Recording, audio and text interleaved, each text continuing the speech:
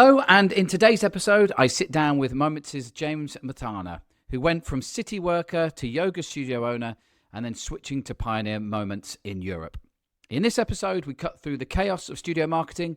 We talk about what really grows a Reformer Pilates studio beyond funnels, discounts, and overposting on Instagram, from retention and memberships to data blind spots, scheduling changes, and the future of studio tech. This is a no-fluff look at what drives sustainable growth. Let's get into it.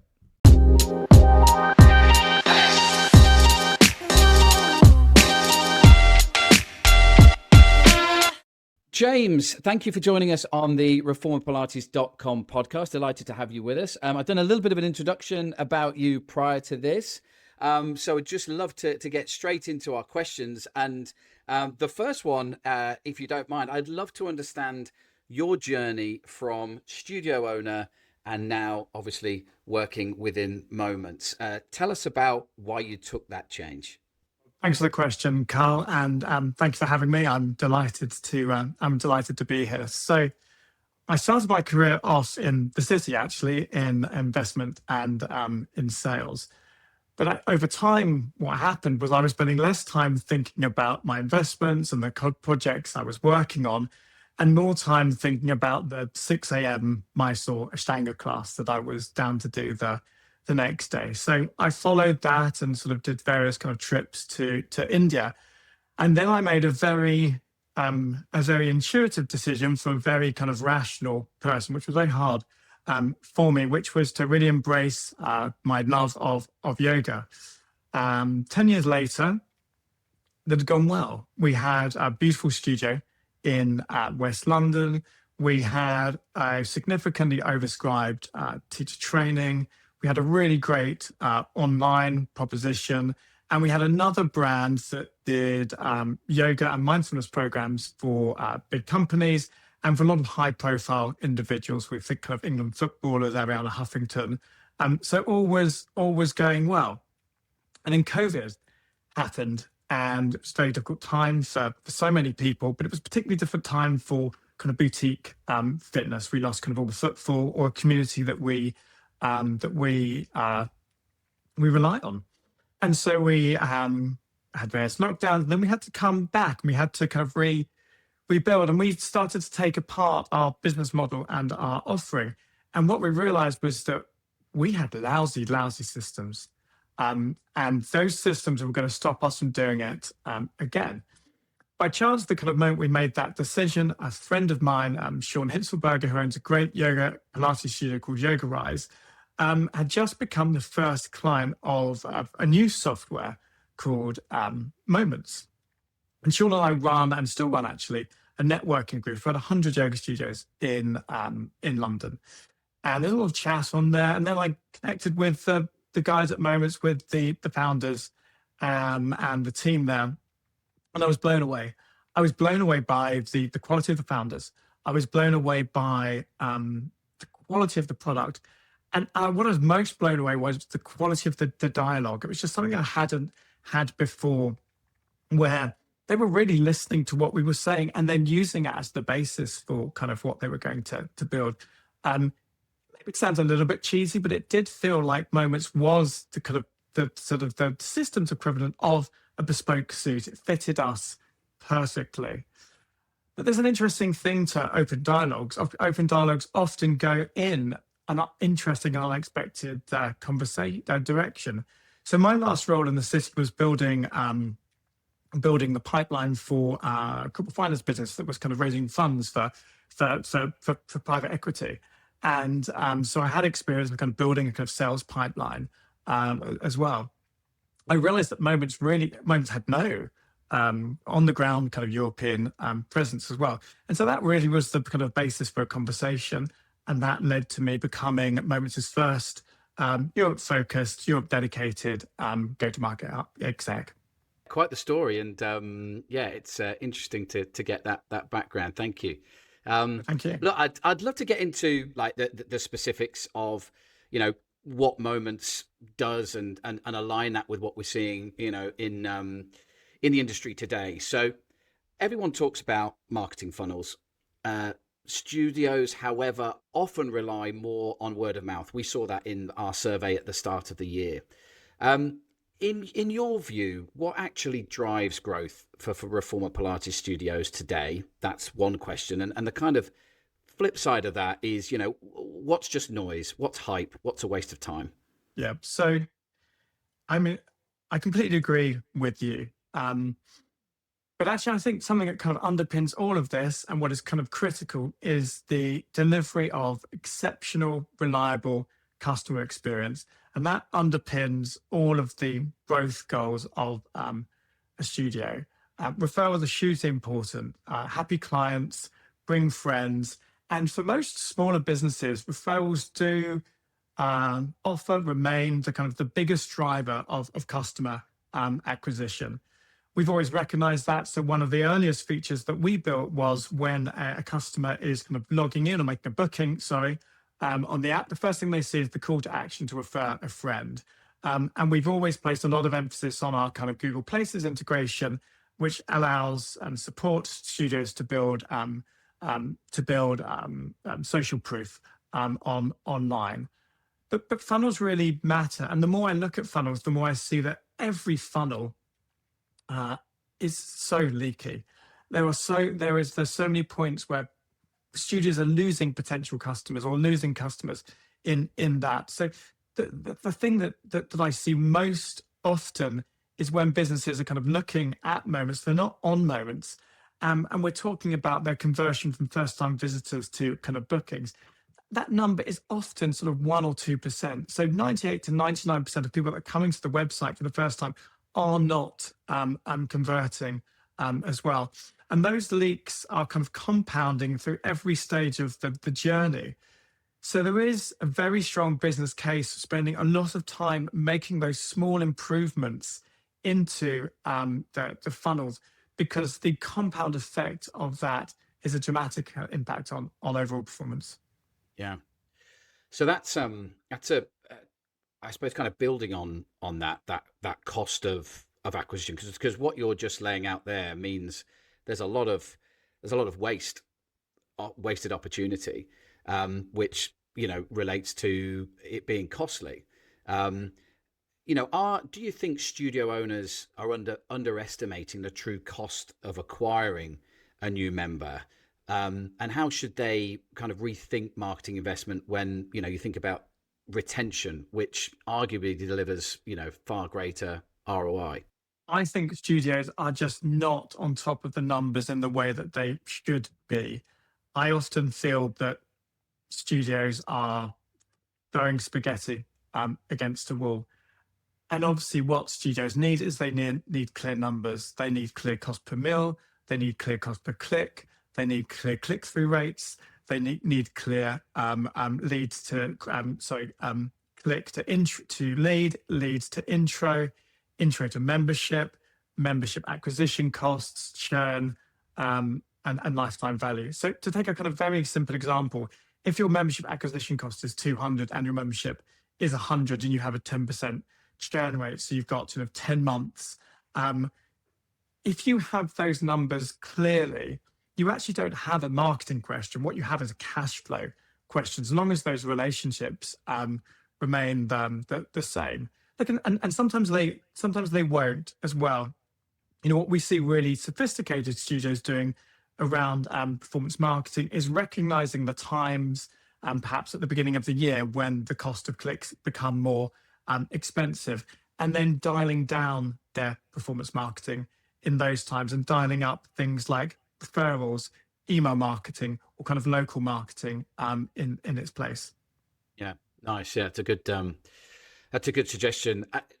James, something we hear from recent workshops that we've run and just conversations in the industry, feels like there's a very clear move from class packs to memberships, be it kind of foundation memberships as new studios, or just shift in directionally.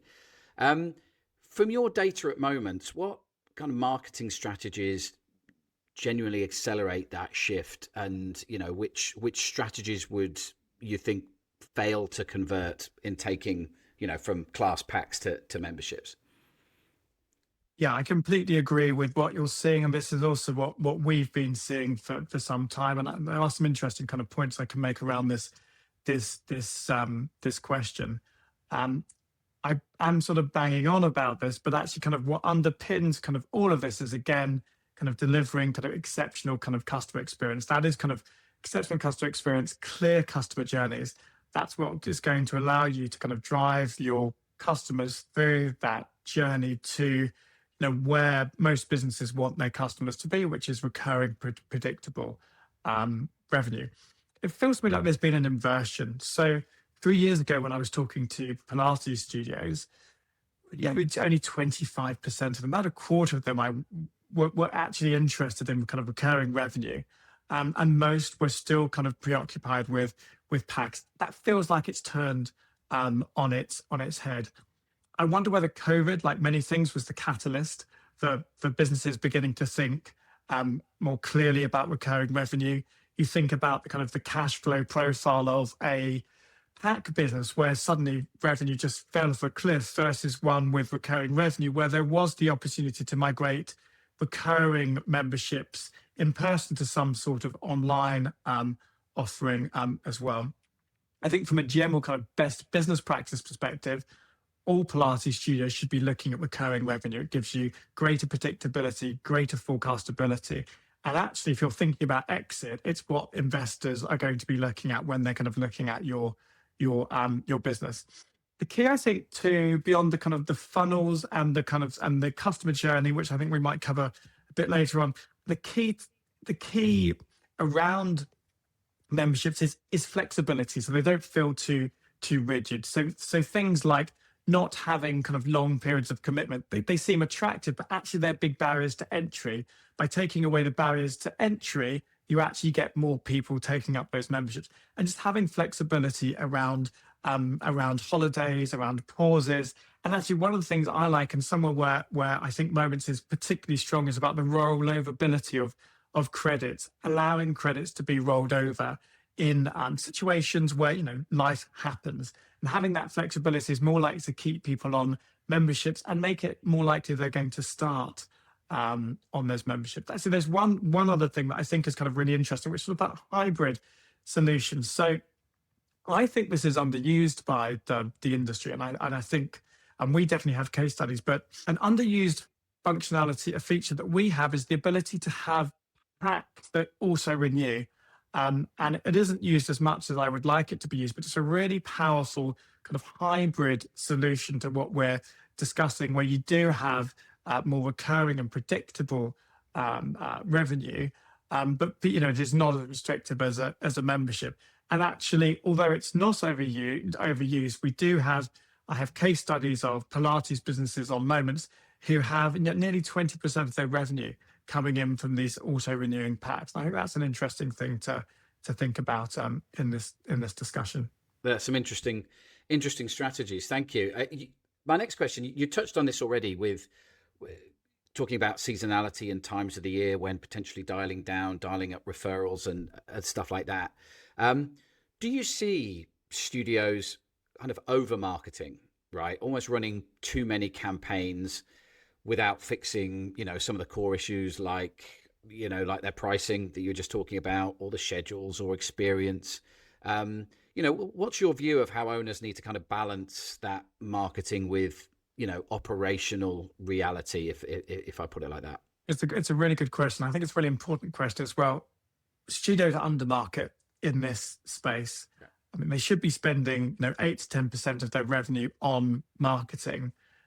What we see is that is the exception rather than the rule for a lot of studios, and you can understand it. Often, if you've got a founder operator doing everything, it's hard for them to be strategic. And I think what happens, and I think this is where the question is really interesting, is what happens is activity is kind of mistaken for aligning marketing with the kind of strategically with the goals of the studio.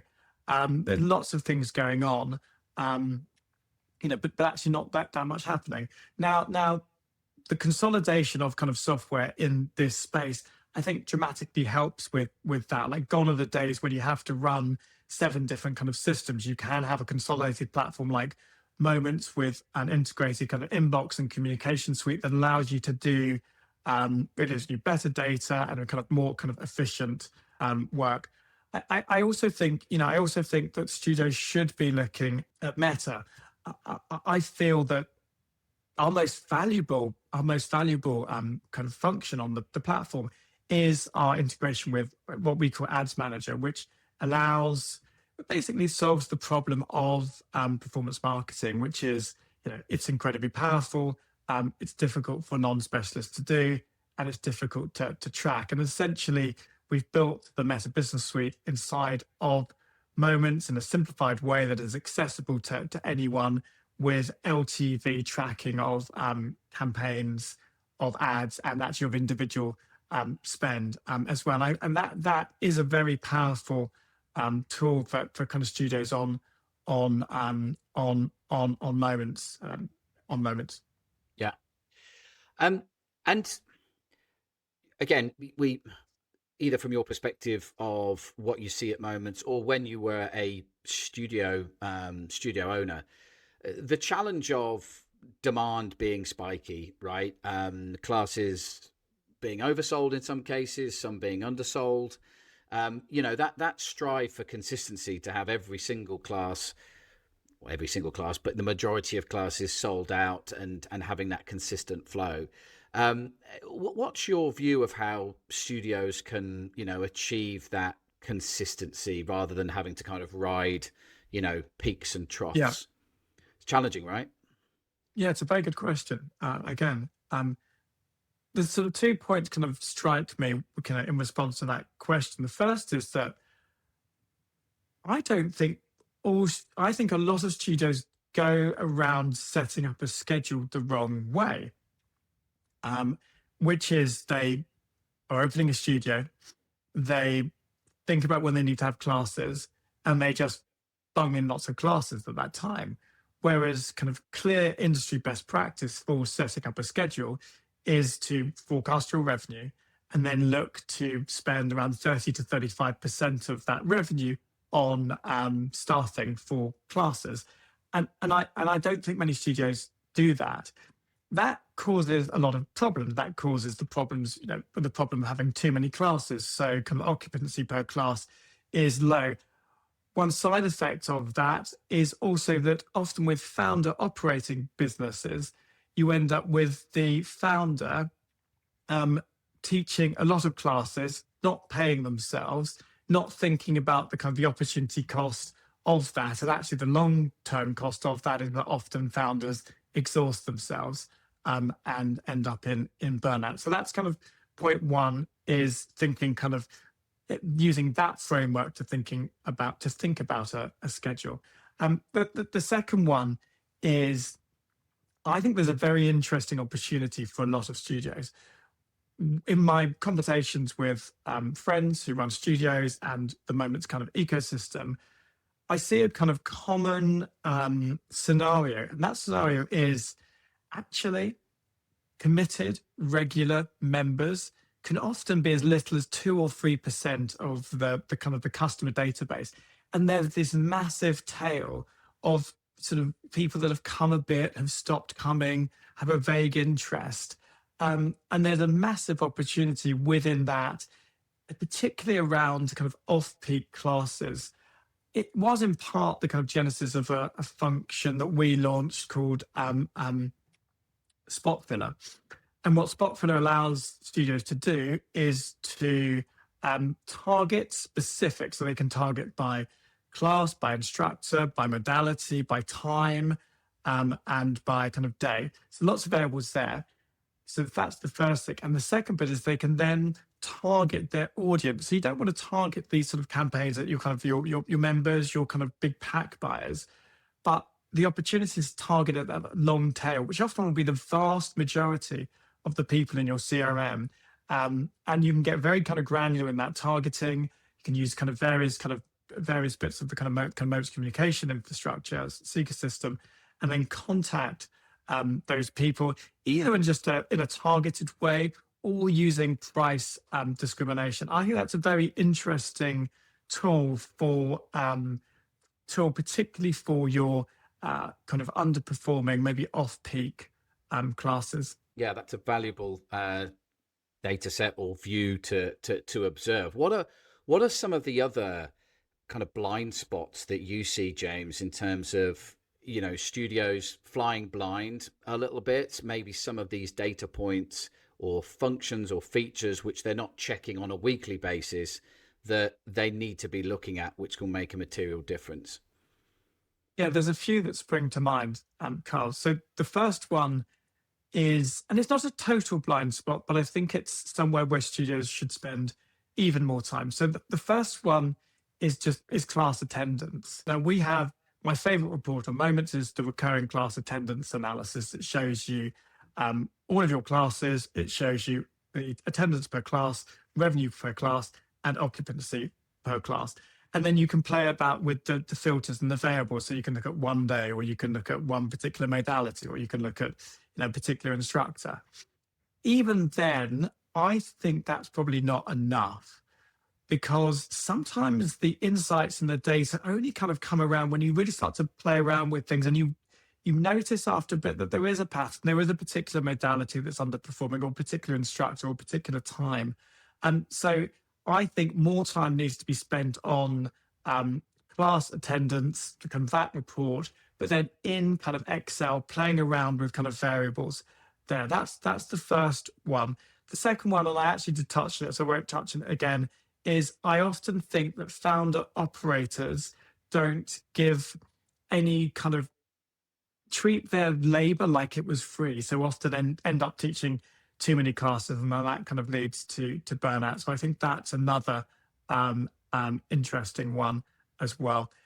The third one that strikes me is the soap opera of just tracking kind of daily revenue, and like we've all done it. It's actually it's actually kind of very exciting to see, revenue's up, hurrah, but then revenue's down, boo hoo.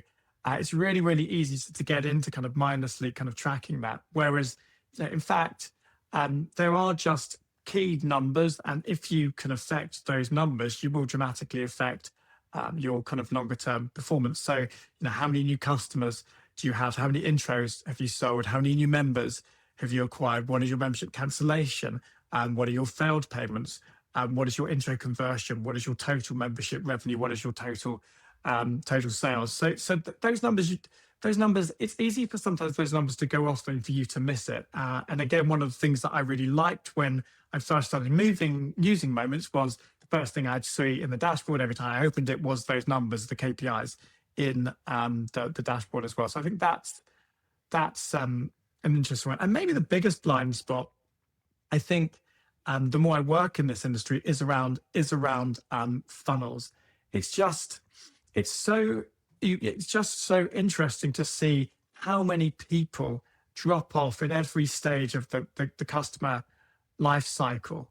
And when we have a funnel, functionality within Moments where you can look at those funnels. And I'm always astonished by how many people are dropping off at every stage in those funnels.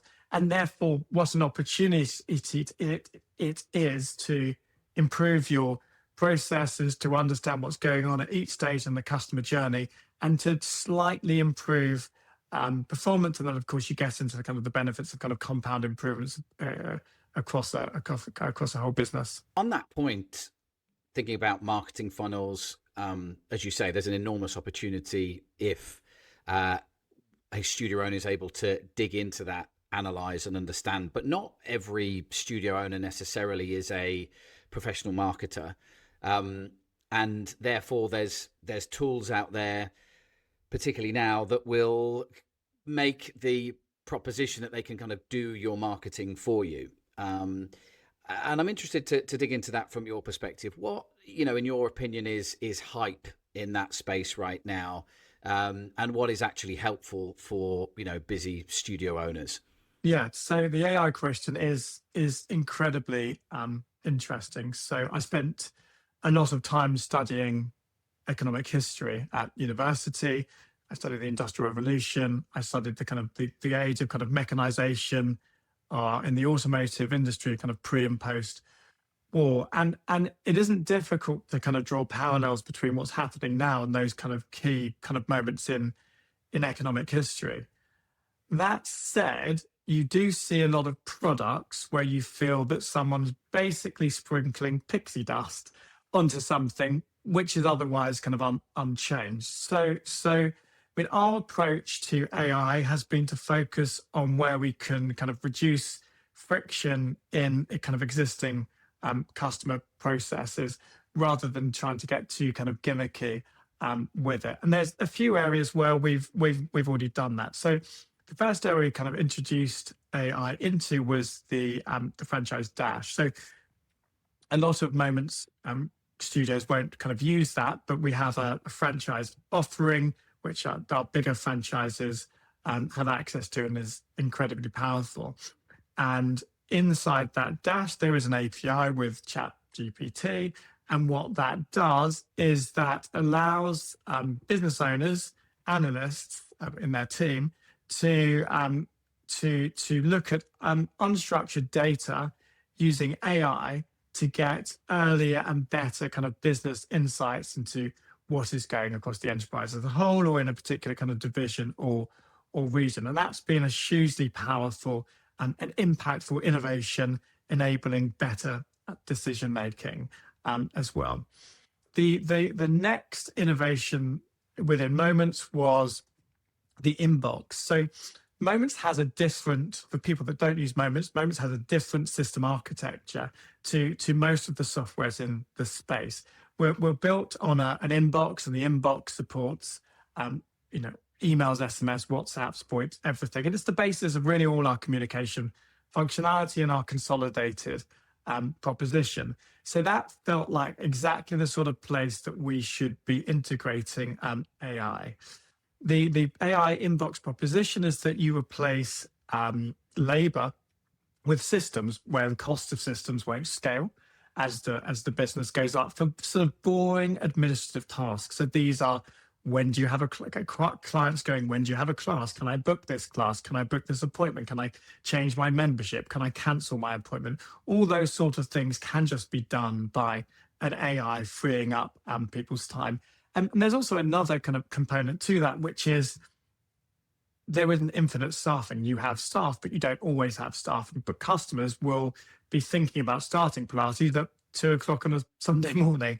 And potentially by not getting back to them, when they want to and coming to them, you lose those opportunities. So that's another area where I think AI had significantly enhanced our products. And the most kind of recent innovation is around kind of sequences. So we've always had a very, very strong emphasis on the customer journey and using technology to positively impact outcomes.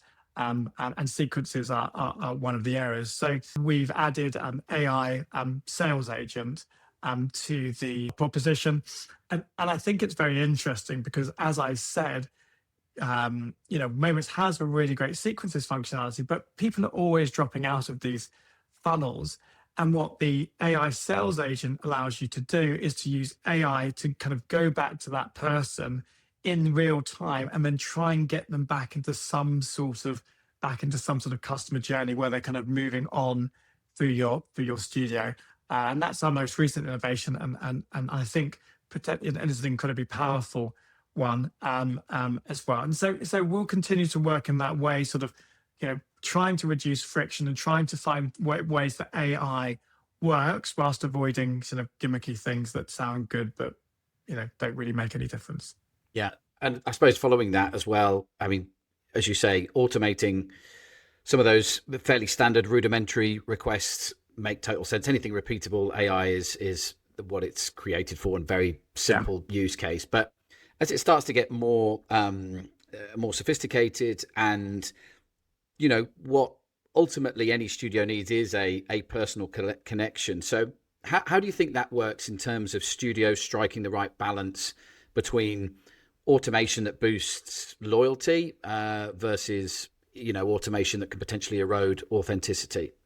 think it's a really important question for kind of boutique fitness, because where boutique fitness wins above all else is on human connections and on community.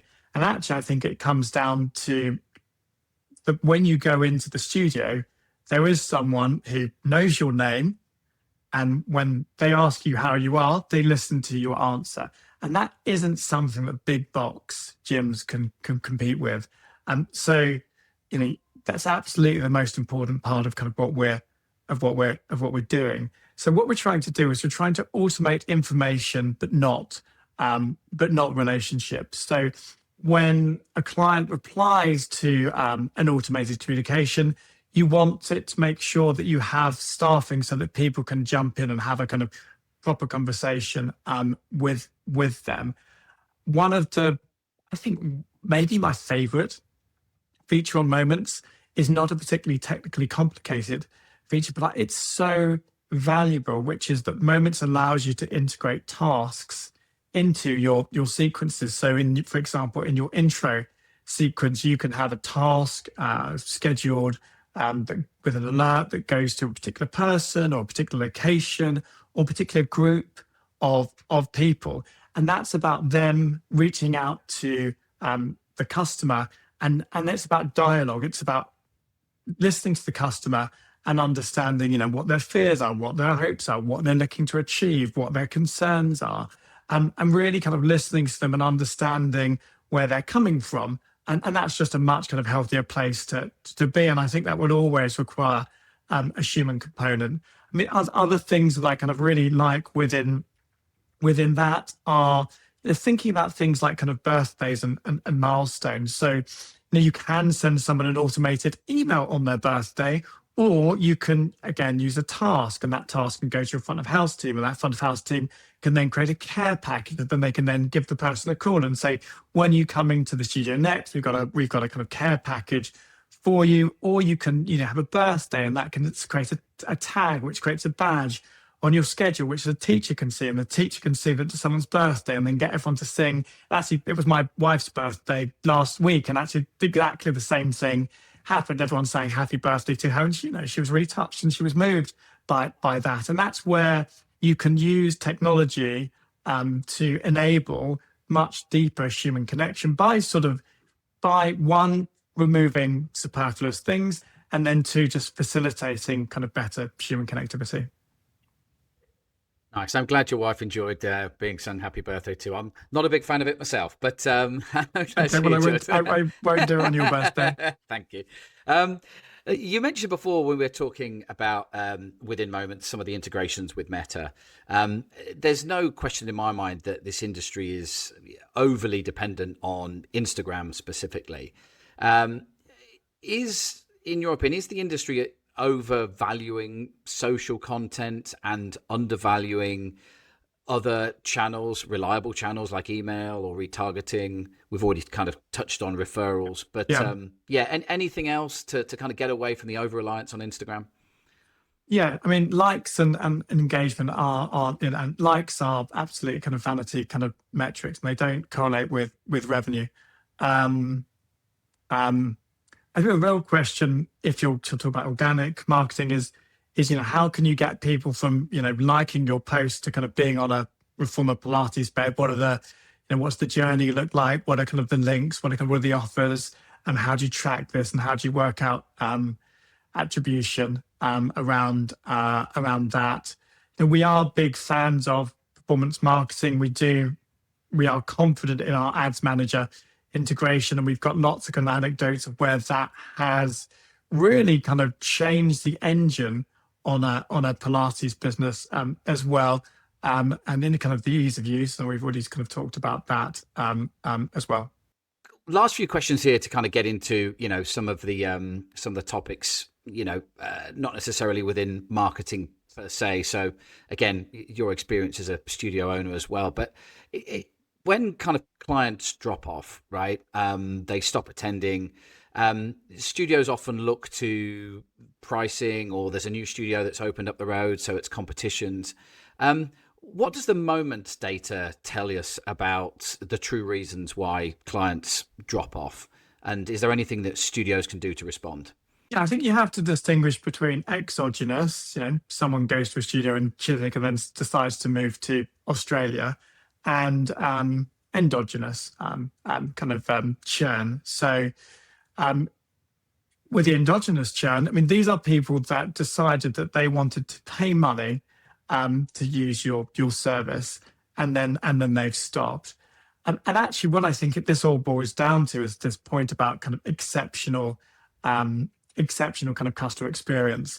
If you're delivering kind of exceptional customer experience kind of throughout your kind of customer journey, you're managing communication, you're understanding the kind of the goals and the aims and the fears of your customers, you're giving them a clear kind of life cycle with both kind of physical growth, but kind of also kind of, learning as well, and you'll continue to talk to them, then that is the basis of keeping your customers within the business, as well as just going back to the stages of your customer journey again and again and again, and being clear where you're losing people, and then just doubling down on the reasons for that. So yeah, it's I think it's really understanding kind of what is the reason that your customers are coming to your studio. And if you understand that, you're much more likely to be able to keep them. Yeah. Back to the start of that journey, intro offers. What's your view there? Are they race to the bottom? Are there better alternatives for studios, in your opinion? We love intro offers. They work. They work extremely well across the Moments kind of ecosystem. There are some risks. You don't want to have a ridiculously discounted intro offer, because then you're attracting kind of bargain hunters who are just interested in low prices and not in your services. I mean, what we see in terms of kind of intro offers across the kind of Moments kind of Pilates customer base is the standard intro offer is that sort of 2 to 3 classes at a sort of 30 to 50% sort of discount on normal kind of pricing, and of course, in a short period of time. And so what you're really doing there is you're making customers do things regularly and feeling good. And I think, no, I think, I'm sure, I believe that the metric around kind of intro to membership may be the most important kind of number in kind of a studio business. And the more you can affect that number, the more that you can get those people off those intros into recurring membership. Yeah, it's certainly one of the most important things. And it's something that we've spent a lot of time on, automations around that. We talked about tasks. I think that's a key thing there. The other thing that I really kind of love around kind of intro to kind of membership conversion is some sort of staggered membership. So a membership that starts off at a lower price, which is something that Moments kind of supports for a period of time, just to stagger the gap from intro to membership and to maximize conversion. Switching kind of direction a bit now, and kind of more broadly about brand, right? What we tend to see is most studios market classes, not necessarily an identity. In your view, how do studios really stand out from a brand development perspective? So strong brands are hugely important in bringing in new customers into the business. Kind of visual identity and consistency is so important. And you can spot the Pilates studios that have been set up by kind of ex-marketeers and kind of ex-brand people. They often do stand out. But brand alone is only part of the equation. I mean, if you're not delivering, and again, I'm harking back on this, but kind of consistent, exceptional customer experience, then it's not going to take you, it's not going to take you anywhere. And keeping people is about community. It's about recognition. It's about belonging. It's about progress. It's about understanding goals and then kind of delivering on them. And that's how people are going to stay. So what we see is that, and this is perhaps not obvious, but the successful studios pair up both those things. They pair up the exceptional brand and also the kind of the consistent customer experience. The question of studio owners that might be overwhelmed by selecting software, what are some of those mistakes that studio owners can potentially make, and how does Moments help simplify that? What you want to avoid, so there's two things to answer a question. What you want to avoid is an overly complicated tech stack. So, you don't need to have software for your CRM, for your booking system, another one for your email marketing, another one for your SMS marketing, another one for your kind of your funnels and leads, one for, virtual classes, one for on demand, one for your shop. Modern consolidated fitness software like Momence consolidates multiple different functionalities into a single platform as well. So I would say keep it simple, look for a consolidated solution. And then within that, you have to watch out for softwares that make incredible kind of promises, but actually when it comes out to running these things, if something is taking 10 or 15 steps. So as well as it being consolidated, it has to be easy to use. Otherwise, the reality is what happens is the team doesn't have enough time. When things take a long time, they just don't get done. And that can end up with important things not getting done. So keep the software simple, bring it all together, and find software that, yes, it is powerful, but is easy for you to use on a day-to-day basis and your team can use. And you're likely to be in a good place with your systems. Right. James, I've got one question left, and I always finish the podcast with this question, which is, what is one thing that's given you unbridled joy in the last week? Doesn't have to be a week, could be 10 days, whatever. But tell us something that's given you unbridled joy. Unbridled joy in the last week. I'm going to give you a bit of a sort of middle-aged dad answer to that around my kids. So last weekend, my 13-year-old son was pretending to be some sort of, he's a teenage boy, right? So he's had his good days and his bad days.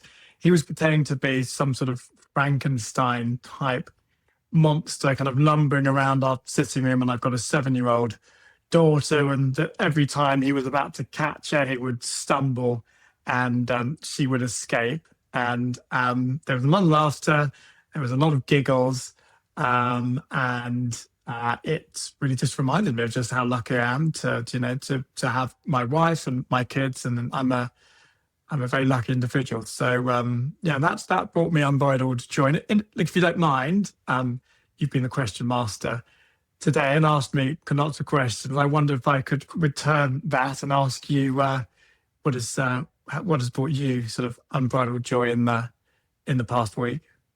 Well, just a week ago. So again, on a similar theme, I was fortunate to be. I've got a great school friend that offered tickets to Radiohead at the O2 last week, and it was so good because my oldest son is a big Radiohead fan.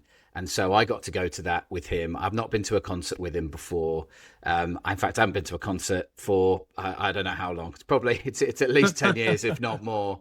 The 2.5-hour journey back wasn't ideal, but to experience that amazing show with him and it was magical. It was a kind of very valuable father-son time, and so that was it's a bit of an elaborate one, really. Yours was a lot more. But I was going to say, like, what a lovely 13-year-old son you've got to kind of play with the 7-year-old and in that way. But that was definitely not. He's a teenage boy. He's not always like that. That was definitely one of his better days. But I mean, yours was a very touching vignette as well, and I'm looking forward as my little boy gets older to doing sort of similar things with him.